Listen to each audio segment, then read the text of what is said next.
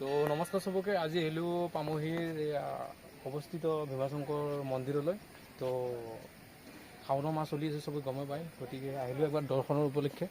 তো গড়চুকৰ পৰা আপুনি যদি জালুকবাৰী অভিমুখে আহে, গড়চুকৰ ফ্লাইঅভাৰৰ তলেদি সোঁ হাতে দি আহি পিনে আপুনি ভাৰত পেট্ৰলিয়ামৰ কাষেদি এটা ৰাস্তাত আপুনি দেখাই পাব, হৰ্ডিং লগা আছে তাতে ভীমাশংকৰ বুলি কিনে। তো সেইফালে আহি এইটো মন্দিৰ দেখাই পাব। তো আহিলোঁ আজি সেনেকৈ। আৰু এইবোৰ দেখিছে কেনেকুৱা কৰি থৈ গৈছে, ৰাতি লিংগ অভিষেক কৰি কিনে বলবম উদযাপন কৰি। তো আমাৰতো DNAত আছে, ইণ্ডিয়ান DNAত আছে, এইবোৰ চাফ চিকুণতা কোনো প্ৰতি দায়িত্ববদ্ধতা নাই, দায়বদ্ধ নাই, এনেকৈ কৰি থৈ যায়। কি ক'ম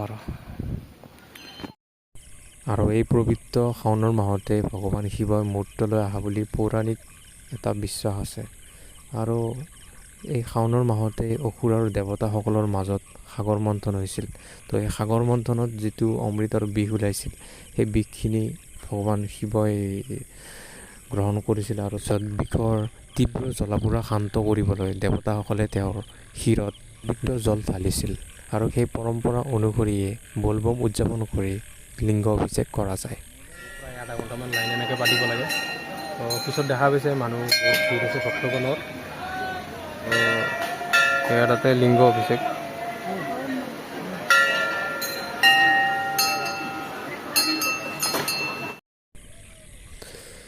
তো এনেকৈ আহিলোঁ। তো সঁচাই ভাল লাগিছে পৰিৱেশটো, মানে পুৱাৰ পৰিৱেশ। এইটো প্ৰায় 9:30মান বাজিছে আৰু সেইটো টাইমত এইটো পৰিৱেশ সঁচাই মানে মনটো মানে পবিত্ৰ শুদ্ধ যেন হৈ গৈছে, এনেকুৱা লাগিছে মানে। আৰু একচুৱেল ভগৱানক বিশ্বাস কৰাতকৈ ভগৱানক জনাটো বেছি দৰকাৰী। ভগৱান একচুৱেল হয় কি, শিৱৰটো মানে মই যিমানখিনিলৈ পঢ়িছোঁ, যিমানখিনিলৈ জ্ঞান আছে, শিৱৰটো কোনো আকাৰ নাই। শিৱ এটা শূন্যহীন, যাক বিচৰাটো খুবেই কঠিন।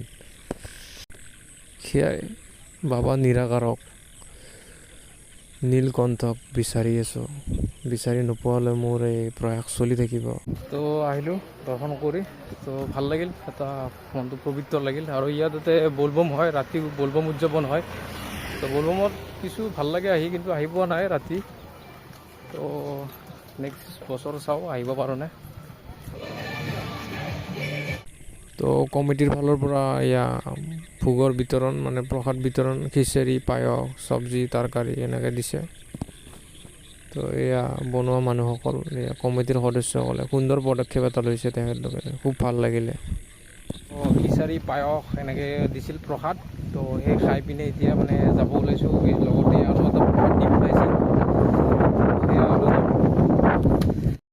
তো এটা বৰ বেলেগ বস্তু দেখিলোঁ। সেই দেখিছেনে, পাহাৰৰ দৰে হৈ আছে, ব্লেক ব্লেক। তো গুৱাহাটীৰ মানুহে কেনেকুৱা নেক্সট লেভেলত কনজিউম কৰি আছে চাওক। কিমান কাচাৰা, একদম মানে বিশাল বিশাল পাহাৰ হৈছে, 3টামান হ'ব পাহাৰ এনেকুৱা। তো ভীমশংকৰৰ পৰা প্ৰায় 5 কিলোমিটাৰ কাষতে অৱস্থিত শ্বহীদ স্মাৰক ক্ষেত্ৰ। এয়া ডাইৰেক্ট আহি গ'লোঁ শ্বহীদ স্মাৰক ক্ষেত্ৰলৈ। তো আহিব পৰা নাছিলোঁ, তাতে সুযোগ লৈ পিনে আহিলোঁ আৰু এপাক শ্বহীদ স্মাৰক ক্ষেত্ৰ। তো তালৈ আহিলোঁ এপাক, বোলো ওচৰতে আছে চাই যাওঁ। আহিমকৈ আহিব পৰা নাযায়। বৰাগাঁৱৰ ফ্লাইঅভাৰৰ তলেৰে সোঁফালেৰে আহিলে আপুনি হোৰ্ডিং দেখাই পাব শ্বহীদ স্মাৰক ক্ষেত্ৰ। তো সিফালে আহি গ'লে আপুনি দেখা পাই যাব। ইয়াৰ কাম কিছু বাকী আছে, কামখিনি গোটেই হৈ যোৱাৰ পিছত আহি ভাল লাগিব। আহিলোঁ, ভূপেনদাৰ গান লাগি আছে, ভূপেন মামা। আমি আহোঁতে বতৰটো ডাৱৰীয়া আছিল, কিন্তু ইয়াত আহি পূৰা ৰ'দ ফালি দিছে একদম।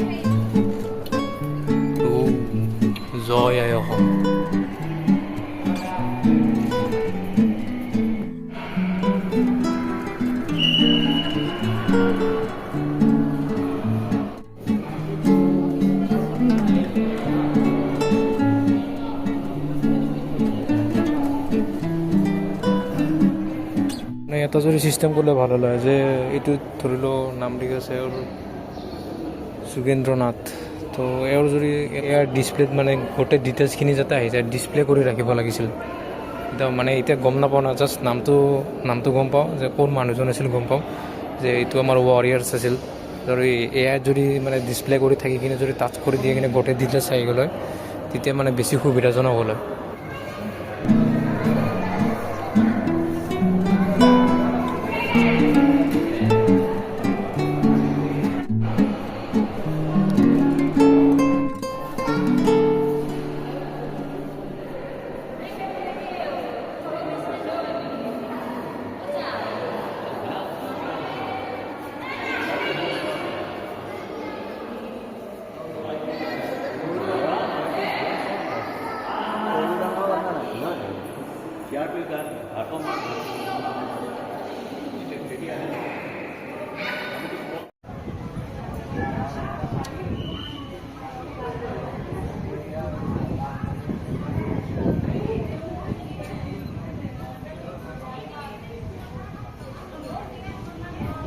ডেভেলপ কৰিলে মানে ভাল লগা হ'ব আৰু বৰ্তমান ঠিকে আছে। এনে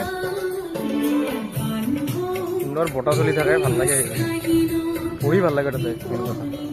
আৰু যদি সেই ডিছপ্লে ছিষ্টেমটো কৰে মানে যিবিলাক ৱাৰিয়াৰ্ছ আছে সেই ৱাৰিয়াৰ্ছবিলাকৰ যদি মানে ডিছপ্লে এটাত গোটেই ডিটেইলছ থাকে তো আৰু বেছি ভাল লগা হ'ব। তো এয়া আহিলোঁ। তো এয়া চাওক, ৰ'দত পুৰা আঙাৰা হৈ গৈছে, এনেকুৱা নেক্সট লেভেল ৰ'দ মাৰিছে না ভাই। আৰু টিকেট হ'ব আৰু গোটেইখিনি কাম হৈ যোৱাৰ পিছত টিকেট কাউণ্টাৰ খোলা দিব।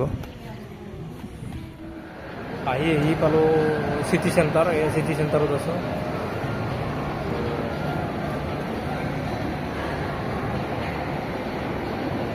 চিটি চেণ্টাৰ আহিলোঁ। তো পূৰা এক্সপেঞ্চিভ হয়, তো গমেই পাই চবৰে এতিয়া পূৰা দাম।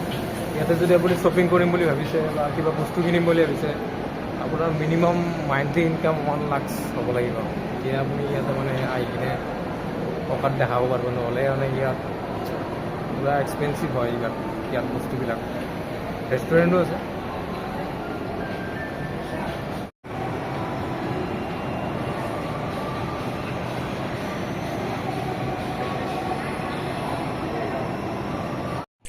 তো ইয়াত আহিলে এনেকৈ বাচ্ছা যদি আছে লগত লৈ আহিলে এনেকৈ ইয়াতে গেমিং জ'ন আছে এটা, তো ইয়াতে খেলিব পাৰিব। ইয়াৰ বাবে কোনো ফিজ দিব নালাগে, ফ্ৰী হয়।